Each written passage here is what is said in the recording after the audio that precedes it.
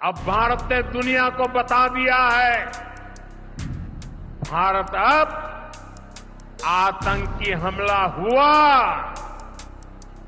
भारत पर आतंकी हमला हुआ तो दुश्मन को उसकी बड़ी कीमत चुकानी पड़ेगी।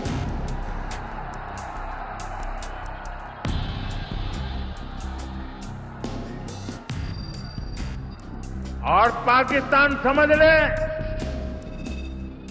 3 बार घर में घुस करके मारा है।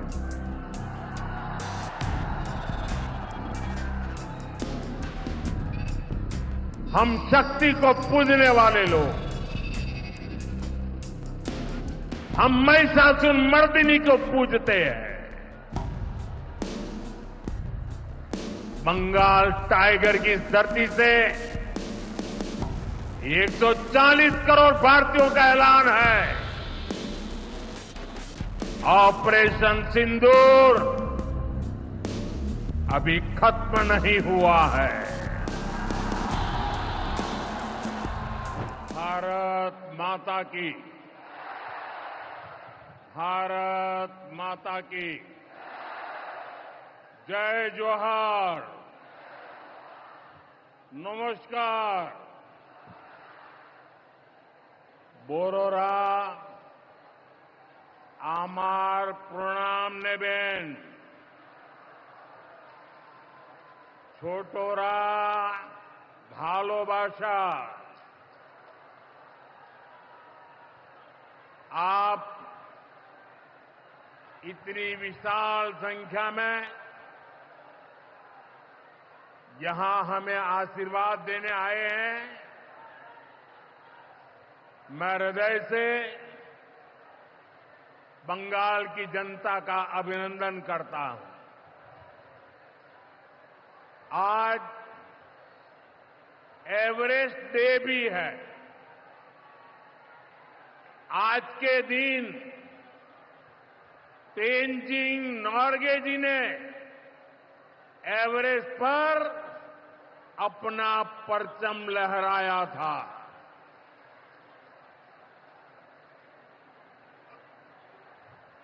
उनके सम्मान में हम भी अपना तिरंगा फहराएंगे।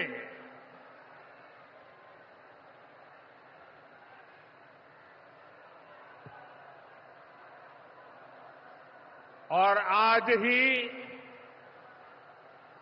महान स्वतंत्रता सेनानी रामानंद चटर्जी की जयंती भी है। ये महान संतानें हमें प्रेरित करती है,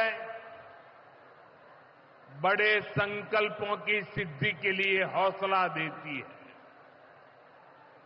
साथियों, 21वीं सदी में भारत नए सामर्थ्य के साथ समृद्धि की नई गाथा लिख रहा है। आज देश का हर नागरिक भारत को विकसित राष्ट्र बनाने के लिए जुटा है, दिन रात जुटा है। और विकसित भारत बनाने के लिए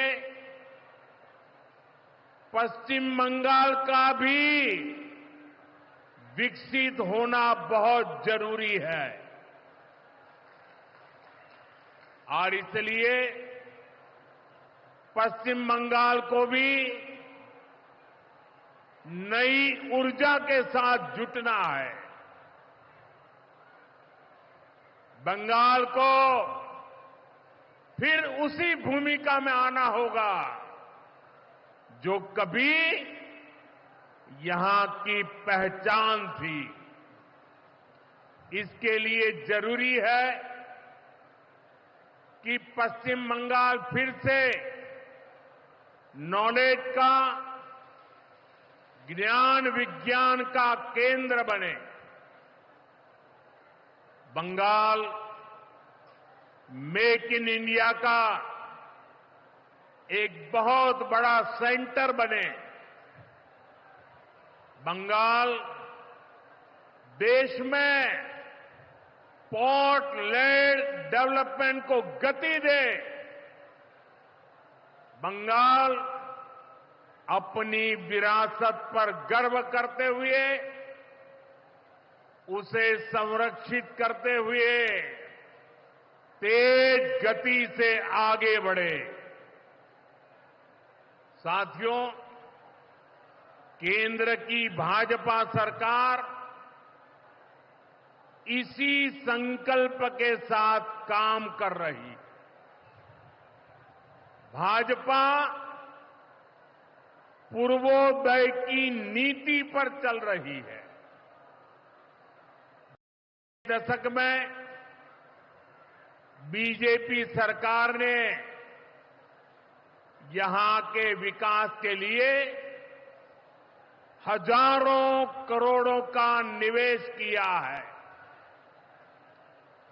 से कुछ देर पहले यहां सिटी गैस डिस्ट्रीब्यूशन नेटवर्क का शुभारंभ भी हुआ है। केंद्र सरकार के प्रयासों से ही कल्याणी एम्स बना है। न्यू अलीपुर द्वार और न्यू जलपाईगुड़ी जैसे रेलवे स्टेशनों का पुनर्विकास किया जा रहा है। बंगाल की व्यापारिक गतिविधियों को उत्तर भारत से जोड़ने के लिए डेडिकेटेड फ्रेट कॉरिडोर बन रहा है। कोलकाता मेट्रो का अभूतपूर्व विस्तार किया गया है। ऐसे प्रोजेक्ट हैं जो भारत सरकार यहां प्रयास कर रही है। भाजपा सरकार ईमानदारी से सबका विकास के मंत्र को लेकर बंगाल की प्रगति के लिए, क्योंकि बांग्लार उदय तबई विकसित भारतेर जय। साथियों, ये समय पश्चिम बंगाल के लिए बहुत अहम है। ऐसे में पश्चिम बंगाल के हर नौजवान पर, आप सब पर बहुत बड़ा दायित्व है। आप सबने मिलकर के बंगाल का भविष्य तय करना है। आज पश्चिम बंगाल एक साथ कई संकटों से घिरा हुआ है। एक संकट समाज में फैली हिंसा और अराजकता का है। दूसरा संकट माताओं बहनों की असुरक्षा का है। उन पर हो रहे जघन्य अपराधों का है। तीसरा संकट नौजवानों में फैल रही घोर निराशा का है। बेतहाशा बेरोजगारी का है। चौथा संकट घनघोर करप्शन का है। यहां की सिस्टम पर लगातार कम होते जनविश्वास का है। और पांचवा संकट गरीबों का हक छीनने वाली सत्ताधारी पार्टी की स्वार्थी राजनीति का है। साथियों, यहां मुर्शिदाबाद में जो कुछ हुआ मालदा में जो कुछ हुआ वो यहां की सरकार की निर्ममता का उदाहरण है। दंगों में गरीब माताओं बहनों की जीवन भर की पूंजी राख कर दी गई। तुष्टीकरण के नाम पर गुंडागिर्दी को खुली छूट दे दी गई। जब सरकार चलाने वाले एक पार्टी के लोग, विधायक, कॉरपोरेटर ही लोगों के घरों को चिन्हित करके जलाते हैं और पुलिस तमाशा देखती है, तो उस भयावह स्थिति की कल्पना की जा सकती है। मैं बंगाल की भद्र जनता से पूछता हूं, क्या सरकारें ऐसे चलती हैं? यही भावेश्वर चलेगी? साथियों, बंगाल की जनता पर हो रहे इन अत्याचारों से यहां की निर्मम सरकार को कोई फर्क नहीं पड़ता। यहां बात बात पर कोर्ट को दखल देना पड़ता है। बिना कोर्ट के बीच में आए कोई भी मामला सुलझता ही नहीं है। बंगाल की जनता को अब टीएमसी सरकार के सिस्टम पर भरोसा नहीं है।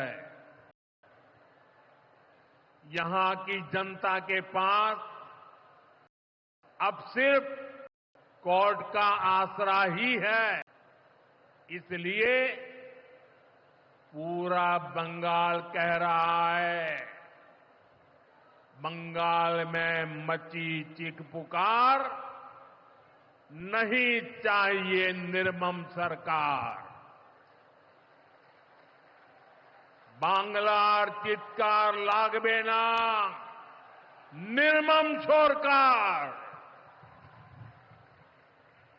साथियों, भ्रष्टाचार का सबसे बुरा असर नौजवानों पर पड़ता है, गरीब और मिडिल क्लास परिवारों पर होता है। भ्रष्टाचार कैसे चारों तरफ बर्बादी लाता है, ये हमने टीचर भर्ती घोटाले में देखा है। टीएमसी सरकार ने अपने शासनकाल में हजारों टीचर्स का फ्यूचर बर्बाद कर दिया, उनके परिवारों को तबाह कर दिया, उनके बच्चों को असहाय छोड़ दिया। टीएमसी के घोटालेबाजों ने सैकड़ों गरीब परिवार के बेटे बेटियों को अंधकार में धकेल दिया है। ये सिर्फ कुछ हजार टीचर्स के भविष्य के साथ खिलवाड़ नहीं है, बल्कि पश्चिम बंगाल के पूरे एजुकेशन सिस्टम को बर्बाद किया जा रहा है। टीचर्स के अभाव में लाखों बच्चों का भविष्य दांव पर है। इतना बड़ा पाप टीएमसी के नेताओं ने किया है। हद तो ये है कि ये लोग आज भी अपनी गलती मानने को तैयार नहीं है। उल्टा देश की अदालत को, न्यायपालिका को, कोर्ट को दोषी ठहराते हैं। साथियों, टीएमसी ने चाय बागान में काम करने वाले साथियों को भी नहीं छोड़ा है। यहां सरकार की कुनीतियों के कारण टी गार्डन लगातार बंद होते जा रहे हैं। मजदूरों के हाथ से काम निकलता चला जा रहा है। यहां पीएफ को लेकर जो कुछ भी हुआ वो बहुत शर्मनाक है। ये गरीब मेहनतकश लोगों की कमाई उस पर डाका डाला जा रहा है। टीएमसी सरकार इसके दोषी लोगों को बचाने की कोशिश कर रही है। और मैं बंगाल के मेरे भाई बहन आपको विश्वास दिलाने आया हूं, भाजपा ये नहीं होने देगी।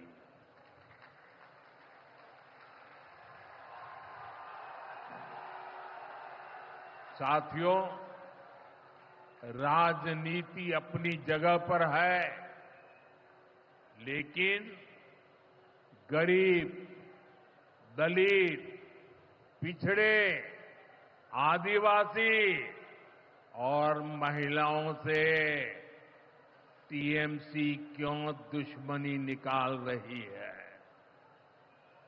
पश्चिम बंगाल के गरीब, एससी, एसटी, ओबीसी के लिए जो भी योजनाएं देश में चल रही है, उनमें से बहुत सारी योजनाएं यहां लागू ही नहीं होने दी जा रही है। पूरे देश में करोड़ों लोगों को आयुष्मान योजना के तहत मुफ्त इलाज मिल चुका है, लेकिन मुझे दुख के साथ कहना पड़ रहा है, इसका फायदा पश्चिम बंगाल के मेरे भाई बहनों को नहीं मिल रहा।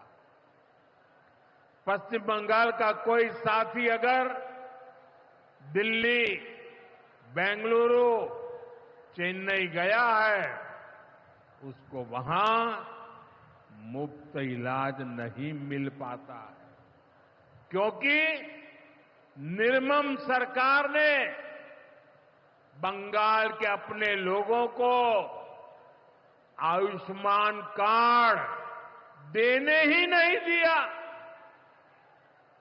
आज देश भर में 70 वर्ष से ऊपर के बुजुर्गों को 5 लाख रुपए तक मुफ्त इलाज की सुविधा मिल रही है। मैं तो चाहता हूं कि पश्चिम बंगाल में भी 70 वर्ष से ऊपर के सभी बुजुर्गों को मुफ्त इलाज की सुविधा मिले, लेकिन टीएमसी सरकार ये नहीं करने दे रही है। केंद्र की बीजेपी सरकार देश भर में गरीब परिवारों को पक्के घर बनाकर दे रही है, लेकिन पश्चिम बंगाल में लाखों परिवारों का घर नहीं बन पा रहा है, क्योंकि टीएमसी के लोग इसमें भी गरीब के पास से कट और कमीशन की मांग कर रहे हैं। आखिर टीएमसी सरकार आप लोगों को लेकर इतनी निर्मम क्यों है? साथियों, यहां की निर्मम सरकार के जितने उदाहरण दो वो कम है। पश्चिम बंगाल में बहुत बड़ी संख्या में हमारे विश्वकर्मा भाई बहन हैं। ये लोग हाथ के हुनर से अनेक प्रकार के काम करते हैं। इनके लिए पहली बार भाजपा सरकार विश्वकर्मा योजना लाई है। इसके तहत देश के लाखों लोगों को ट्रेनिंग मिली है, पैसा मिला है, नए टूल मिले हैं, आसान ऋण मिला है। लेकिन पश्चिम बंगाल में 8 लाख एप्लीकेशन अभी भी लटकी पड़ी है। निर्मम सरकार उस पर बैठ गई है, क्योंकि टीएमसी सरकार इस योजना को भी लागू नहीं कर रही है। साथियों, टीएमसी सरकार की मेरे आदिवासी भाई बहनों से भी दुश्मनी कुछ कम नहीं है। देश में पहली बार जनजातियों में भी सबसे पिछड़ी जनजातियों के लिए पीएम जनमन योजना बनाई गई है। पश्चिम बंगाल में बहुत बड़ा आदिवासी समाज है। टीएमसी सरकार गरीब आदिवासियों का विकास भी नहीं होने दे रही है। उसने पीएम जनमन योजना को यहां लागू नहीं किया। टीएमसी हमारे आदिवासी समाज को भी वंचित ही रखना चाहती है। साथियों, टीएमसी को आदिवासी समाज के सम्मान की परवाह नहीं है। 2022 में जब एनडीए ने एक आदिवासी महिला को राष्ट्रपति उम्मीदवार बनाया तो सबसे पहले विरोध करने वाली पार्टी टीएमसी थी। बंगाल के आदिवासी इलाकों की उपेक्षा भी यही दिखाती है कि इन्हीं आदिवासी समाज से टीएमसी वालों को कोई लगाव नहीं है, कोई लेना देना नहीं। साथियों, कुछ दिन पहले दिल्ली में नीति आयोग की गवर्निंग काउंसिल की बहुत महत्वपूर्ण बैठक हुई। ये एक अहम मंच होता है जहां देश भर के मुख्यमंत्री मिलकर विकास पर चर्चा करते हैं। लेकिन अफसोस की बात है कि इस बार बंगाल सरकार इस बैठक में मौजूद ही नहीं रही। दूसरे गैर भाजपा शासित राज्य आए, सभी दल के नेता आए, हमने साथ बैठकर चर्चा की, लेकिन टीएमसी को तो सिर्फ और सिर्फ 24 घंटा पॉलिटिक्स करना है और कुछ करना ही नहीं है।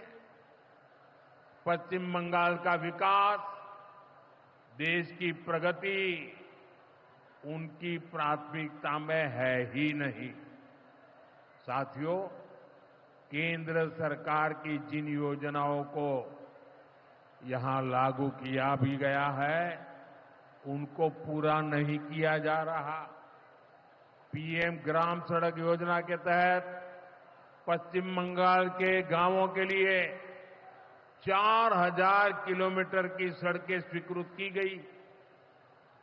इनको पिछले साल तक पूरा हो जाना था। 4000 किलोमीटर तो छोड़िए, यहां 400 किलोमीटर सड़कें भी नहीं बन पाई है। साथियों, इंफ्रास्ट्रक्चर के काम से सुविधाएं भी बनती है और रोजगार भी बनते हैं। लेकिन हालत ये है कि पश्चिम बंगाल में 16 बड़े इंफ्रास्ट्रक्चर प्रोजेक्ट यहां की सरकार अटकाए हुए है। ये 90,000 करोड़ रुपए से अधिक के प्रोजेक्ट हैं। कहीं रेल लाइन आनी थी, रुकी पड़ी है। कहीं मेट्रो बननी थी, रुकी पड़ी है। कहीं हाईवे बनना था, बंद पड़ा है। कहीं अस्पताल बनना था, कोई पूछने वाला नहीं। ऐसे प्रोजेक्ट्स को ये टीएमसी ने लटका करके रखा है। ये पश्चिम बंगाल के आप लोगों के साथ बहुत बड़ा धोखा है। साथियों, आज जब सिंदूर खेला की इस धरती पर आया हूं तो आतंकवाद को लेकर भारत के नए संकल्प की चर्चा स्वाभाविक है। 22 अप्रैल को पहलगाम में,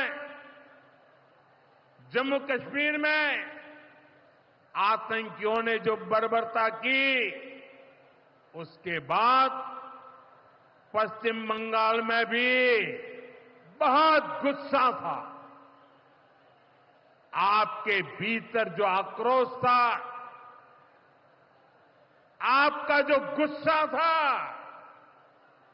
उसको मैं भली भांति समझता था। आतंकवादियों ने हमारी बहनों का सिंदूर मिटाने का दुस्साहस किया। हमारी सेना ने उनको सिंदूर की शक्ति का एहसास करा दिया।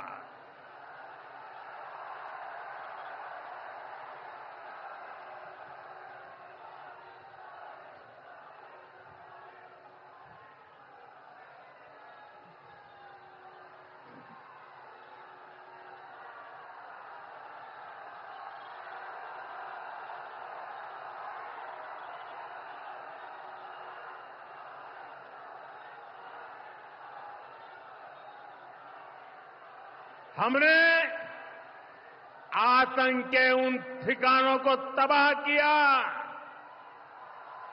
जिनकी पाकिस्तान ने कल्पना तक नहीं की थी। साथियों, आतंक को पालने वाले पाकिस्तान के पास दुनिया को देने के लिए कुछ भी पॉजिटिव नहीं है। जब से वो अस्तित्व में आए हैं, तब से ही उसने सिर्फ आतंक को पाला है। 1947 में बंटवारे के बाद से ही उसने भारत पर आतंकी हमला किया। कुछ सालों के बाद उसने यहां पड़ोस में आज के बांग्लादेश में जो आतंक फैलाया, पाकिस्तान की सेनाओं ने जिस प्रकार बांग्लादेश में रेप किए, मर्डर किए, वो कोई भूल नहीं सकता। आतंक और नरसंहार ये पाकिस्तानी सेना की सबसे बड़ी एक्सपर्टाइज है। जब सीधा युद्ध लड़ा जाता है तो उसकी हार तय होती है, उसका पराजय निश्चित होता है, उसको मुंह की खानी पड़ती है। यही कारण है कि पाकिस्तान की सेना आतंकियों का सहारा लेती है। लेकिन पहलगाम हमले के बाद अब भारत ने दुनिया को बता दिया है, भारत अब आतंकी हमला हुआ, भारत पर आतंकी हमला हुआ तो दुश्मन को उसकी बड़ी कीमत चुकानी पड़ेगी।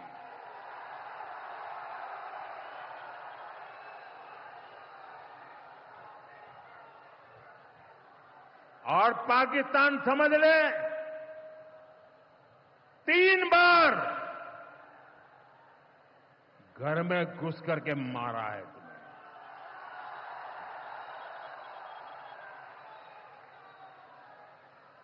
हम शक्ति को पूजने वाले लोग, हम महिषासुर मर्दिनी को पूजते हैं। बंगाल टाइगर की इस धरती से 140 करोड़ भारतीयों का ऐलान है। ऑपरेशन सिंदूर अभी खत्म नहीं हुआ है।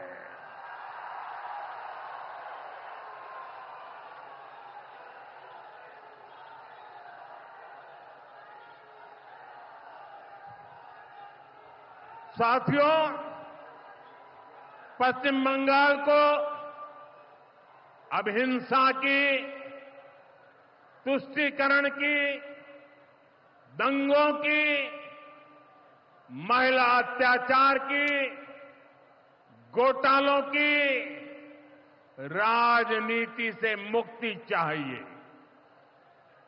अब पश्चिम बंगाल के सामने भाजपा का विकास मॉडल है। आज भाजपा देश के कई राज्यों में सरकारें चला रही है। देश के लोग बार बार भाजपा को अवसर दे रहे हैं। पड़ोस में असम हो, त्रिपुरा हो या फिर ओडिशा, यहां भाजपा सरकारें तेजी से विकास कार्यों में जुटी है। मैं बंगाल के सभी भाजपा कार्यकर्ता साथियों से कहूंगा, हमें कमर कसकर तैयार रहना है। हमारे सामने एक बड़ी चुनौती है कि लोकतंत्र पर पश्चिम बंगाल की जनता के विश्वास को फिर से कैसे बहाल करें। हमें पश्चिम बंगाल के हर परिवार को सुरक्षा की, सुशासन की और समृद्धि की गारंटी देनी है। इसके लिए आने वाले दिनों में अपने प्रयासों को हमें और तेज करना होगा। साथियों, विकसित भारत बनाने के लिए पश्चिम बंगाल का तेज विकास बहुत जरूरी है। हमें पश्चिम बंगाल को उसका पुराना गौरव लौटाना है। ये हम सभी मिलकर करेंगे और करके रहेंगे। एक बार फिर आप सभी को इतनी बड़ी संख्या में यहां आने के लिए बहुत बहुत आभार व्यक्त करता हूं।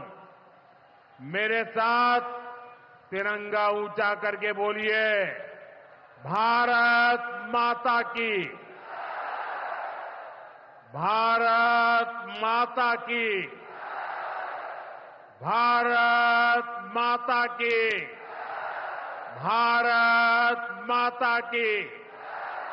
बहुत बहुत धन्यवाद।